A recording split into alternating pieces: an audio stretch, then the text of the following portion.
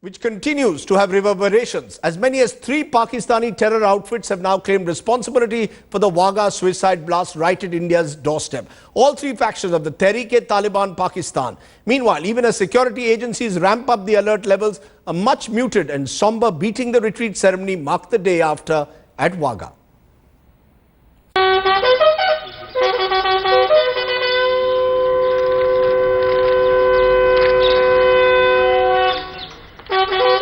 A symbolic beating retreat ceremony at the Wagah border, sending out a powerful signal to terror mongers. Along with the decision in a flag meeting to continue the ceremonial standoff between the two nations from Tuesday. This, a day after a powerful bomb snuffed out more than 60 lives at the border checkpoint. An act for which there's already a stampede in Pakistan to claim credit. 3 outfits have owned up to the terror act. All 3 factions of the banned Tehreek-e-Taliban Pakistan group. First, a little-known Jundullah group, claiming the attack was to avenge the Zarb-e-Azab military operation. The second, Jamaat-ul-Arhar group, which wants Sharia implemented across Pakistan and Afghanistan. And the third, the Mahsood group, avenging the killing of Hakimullah Mahsood a year ago in a US drone attack. Meanwhile, details are also emerging of how the suicide bomber managed to pass through security before setting off the explosion. According to sources, at least 20 kilograms of explosives were used. Let me go straight across though to Wajad Khan, senior journalist joining me on Skype from Islamabad. Wajad, give me a sense. The Tehreek-e-Taliban appears to have claimed responsibility for it. Why did they choose a target so close to the India border? Why specifically Wagah? Was there a message that was going on not just to the Pakistani authorities, but to the Indian side as well? Well, there's no doubt, Rajdeep, that terror has been moving eastwards slowly over the years. And this is deep inside mainland Pakistan. Several months ago, an Indian diplomat told me that, you know what's really scary? It's not Pakistan's 700,000-man army. It's not its tactical nuclear weapons. It is the Afghanization of Pakistan. Because the Afghanization of Pakistan means the Afghanization of India. Because the borders are porous to a large extent, culturally, physically, geographically. And that's really what's happening here. You've got the Pakistani army, whether you like it or not, committing itself almost fully to North Waziristan, which has been ground zero for Taliban and other groups wanted everywhere, from Beijing and New Delhi to Washington and London and everywhere in the middle, bad guy central. And you finally got the Pakistani Taliban splintering. Yesterday, we had all sorts of groups claiming responsibility, some known, some unknown, some old school, some new ones. But the bottom line is, Rajdeep, that it's really time for statesmanship, not brinksmanship between New Delhi and Islamabad. And this should be resonant that Pakistan struggles. Much like any other country in the region which is struggling against terror, Pakistan probably struggles more than most. No, I take your point, but a quick response to that point you're making, that as terror moves eastward, are you saying the Tehreek-e-Taliban is sending out a signal to India that today we did it on the Wagah side, we did it on the Pakistani side of the border, tomorrow we could do it on the India side? Is that the message that is going out? Absolutely. We're hearing things, Rajdeep, all sorts of things which we haven't heard in years. We know that there's Al-Qaeda chapter dedicated now to targeting India. We know that the same chapter, the same group has tried to hit the Pakistanis before. Remember when President Musharraf was cozying up to the government in India in the mid-2000s, there was targeted attacks against him. The same guys weren't happy that India and Pakistan were talking. Now, I know that India and Pakistan aren't talking right now, but again, terror outfits use this sort of tension to really increase and enhance their profile, especially when it's shrinking. And when you've already got 2 countries at loggerheads, something like this, which could incite, I don't know, some sort of diplomatic face-off. What if the man had made it through and had made it to the gate? What if an Indian BSF Jawan was killed? What would happen then? Not only would it be international embarrassment for Pakistan, it would be bilateral tensions between India and Pakistan. I take your point. The dynamics would have been completely different. I take your point, and what you're saying is that really there is a sense that this attack was not just directed on Pakistan, but was also intended to send a message to the Indian side of the border. Wajad Khan, joining me there from Islamabad to give your perspective on that terrible incident that took place last night on the Wagah border. Let's return back home and turn to another big political story. It deals with the Robert Vadra outburst fallout and says he's now forming a new party. The party leadership says they've expelled Mr. Vasan for anti-party activities. Listen in to just why Mr. Vasan says that he's decided to take on the central high command of the Congress. He was speaking to Rahul Kanwal. Listen in to what he had to say. I'm now joined by former Union Minister G.K. Vasan, who has come out of the Congress to start his own party. So, what differences you had in that? Why did you come out of the party? See, we wanted to ensure the vision of Kamaraj rule in Tamil Nadu. So, we have taken this decision on the request of lakhs of Congress cadres in Tamil Nadu and thousands of leaders of the Congress party in Tamil Nadu. You had a lot of differences with the leadership, or did they try and talk to you, to not to go out of the party at this time, at the time when Tamil Nadu is going to face elections in the next 2 years?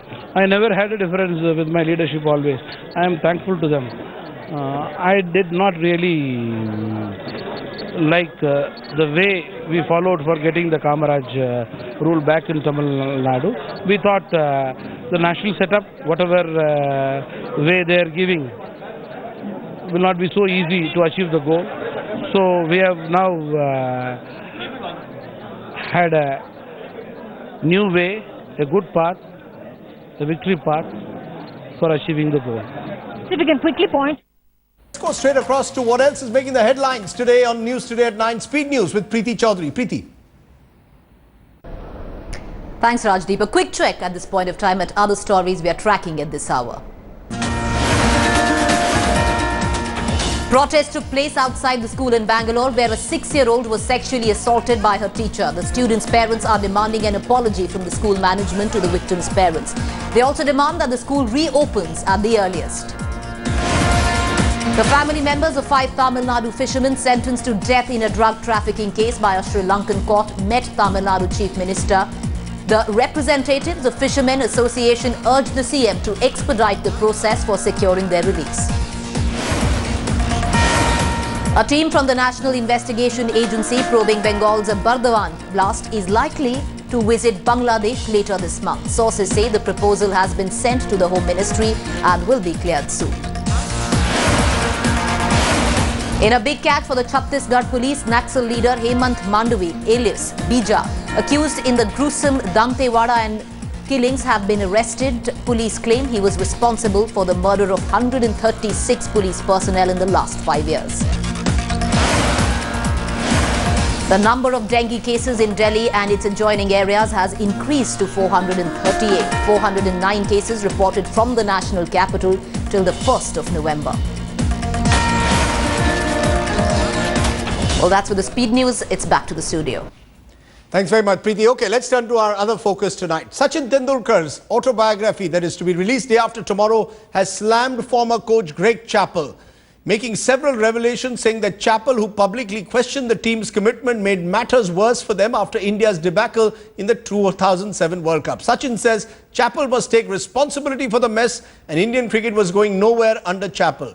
Sachin has made several revelations in his new book saying that Indian cricket benefited after the exit of Chappell. He added that India's senior players were relieved to see him go because he had treated them unfairly. Chappell, Sachin says, was intent on dropping all the older players and damage the harmony of the side. The most shocking revelation, he claims that Chappell visited his house and suggested that he should take over captaincy from Rahul Dravid ahead of the 27 World Cup. The man who first raised the red flag against Greg Chappell. Appreciate your joining us, Sourav.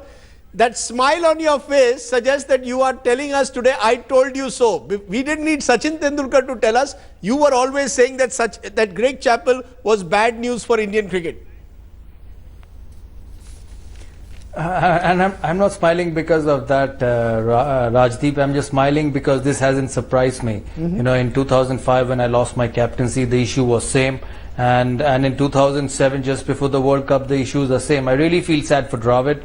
because it's not right when you have a captain and then you go at his back and talk to somebody about captaincy. I'm sure he did the same thing when I was captain. He did that with Rahul, and it's a very sad situation for anyone. And I really feel sorry for Greg Chappell. Really feel sorry for Indian cricket that they had to go down to these levels. Why is it that you were the only person who spoke out? Do you believe that Sachin should have also spoken out? He's now spoken out after retiring. Do you believe that a lot of the senior players failed to speak out much earlier? No, I think I addressed these issues to the selection committee, then to the board. Then I still remember the meeting at Mumbai, and I told him exactly the same thing. And the reason why I was asked to leave, because I was asked to drop several of the senior players, including Tendulkar, Lakshman, Zahir Khan, Harbhajan Singh, Virender Sehwag, and they needed to be dropped when Greg Chappell came in. I refused to do so. I said, no, you cannot do that straight away. He wanted all these players dropped? Sourav, you're telling us he wanted the entire old, he wanted Sachin Tendulkar dropped? Yeah, Sachin has said that in his own book. So this is nothing new to me. I have heard this before, and I addressed that to the board and to the selection committee. And obviously, I lost my place after that meeting, after the tour of Zimbabwe. And now Sachin speaks about all these things, which I can see where it's coming from. But tell me, Greg Chappell was someone who was a great batsman, someone who helped you with your batting, helped Sachin at some stage with technique, and yet you're saying that he was a terrible man manager. Is that the problem that he had, that he could not manage people, particularly senior cricketers? No, I don't think so. This boils down to man managing people. What I get out of this statements is it's about control. You know, you control the game once with someone and then control it with another one. I don't know where his mind was. Did he come to coach India? Did he come to take our cricket forward, or do all these unnecessary things which was not necessary? And I'm really sad to play in that period in Indian cricket for a year and a half when all this nonsense was going on at the back.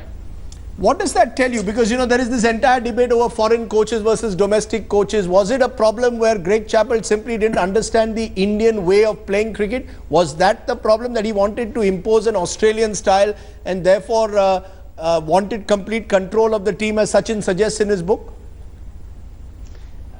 Honestly, Rajdeep, I really don't know whether this is an Australian style. You know, you go to Ricky Ponting and say, I'm going to get rid of Michael Clarke as captain. Then you go to Michael Clarke and say, I'm going to get rid of David Hussey as captain or Michael Hussey as captain. I don't think cricket works in this style in any part of the world. Forget about Australia, India, or anywhere. And I really didn't understand what was the logic behind it. For me, it is complete madness. It is complete being out of his mind that somebody could even try and think about all those things. And in terms of foreign coaches, we've had some fabulous experience. The likes of John Wright, Gary Kirsten have been outstanding. You know, Indian cricket have progressed under them. I've not played under Duncan Fletcher, so I really don't know and cannot comment on that. But the other two people of Wright and Gary Kirsten were fantastic. I am a firm supporter of having Indian coaches as well, because I think they have a lot of knowledge. Indian coaches in this part of the world, there are some great players who probably have a lot more knowledge than some of the other foreign coaches. So I am a big fan of Indian coaches. It's not about Indian, and it's about foreign coaches. It's about getting the right man at the job. And India had two outstanding overseas coaches in John Wright and Gary Kirsten. Let me persist with that question though. In the book now, Sachin comes out strongly in your defense and says, you know, when Greg Chappell wanted to remove Sourav Ganguly, he felt it was completely out of place, shouldn't have happened. Do you believe, I come back to it, should these players have spoken out then?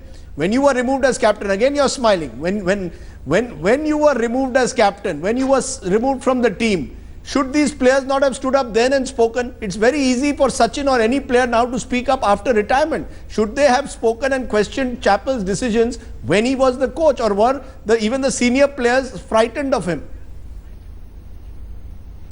You know, sometimes as a player, you don't tend to get into controversies, you know, and you tend to stay out of it. So I can understand where these players are coming from, what they wanted to say and wanted to keep quiet, because, you know, they saw what happened to me. I lost my captaincy after winning the series 2-0 and also getting a test match 100. I never captained India after that. I couldn't play one-day cricket for 1 year in spite of being the best one-day player in the world at that time. So they've seen what has happened, and they didn't want to risk it, and it's quite natural with sportsmen and athletes that you try and stay out of controversy. Even Rahul Dravid would have done the same thing. So I don't blame them. It's just the way sport works. You know, you're being very diplomatic. I know you were hurt at the time. Be honest, you were hurt that people did not stand by you in this battle against Greg Chappell. Today, you can, in hindsight, look at it a little bit more calmly. But at the time, you did feel hurt. You did feel as if you had been made the fall guy. No, I don't think I was made the fall guy by my teammates, to be honest. The teammates were not responsible for my ouster. Neither Sachin, neither Dravid were responsible for me not being captain of India. There were other people who were involved in not making me captain of India. So I don't think I should honestly feel that I should actually blame the players or feel that they should have spoken out at that time, because I don't think they were involved in me continuing as captaincy. There are certain people who take decisions, and they've taken the decision. And as I said, I lost the job. A lot of things happened during that era as well, coincidentally, which worked well for Greg, and he's found his way out. But at the end of the day, listen, Rajdeep, it's not about Sourav Ganguly, it's not about Sachin Tendulkar being captain, it's not about Rahul Dravid being captain, it's about Indian cricket. And the bottom line is that during that period in Indian cricket, we won nothing. Right. We didn't qualify for the World Cup Super 8s. We went to South Africa and got killed, and we hardly looked like a team. And just have a look at the performance after we went back to Indian coaches. Chandu Bote was Indian coach, and he was an old man, but he still kept the dressing room in good humor, and we kept winning everything. So ultimately the game of cricket got affected. Yes, it's probably I was the biggest casualty. I wouldn't say non-benefit and the casualty in that entire incident, but that's the way life goes. Let me ask you then, in conclusion, do you think Greg Chappell owes an apology to Indian cricket, owes an apology to Sourav Ganguly, to Sachin Tendulkar, to Rahul Dravid, if it turns out that he was backstabbing Rahul Dravid by trying to remove him as captain, as Sachin now suggests? Do you believe he owes an apology to all of you and to Indian cricket? I want a straight, not a diplomatic answer. No, as I said, he can call up Dravid, he can call up Tendulkar, but he dare not dial my number. And if he's hearing this on TV, he doesn't call Sourav Ganguly up. No, what do you mean? You don't want there will be no communication. If Greg Chappell calls up Sourav Ganguly and says sorry, you won't pick up the phone?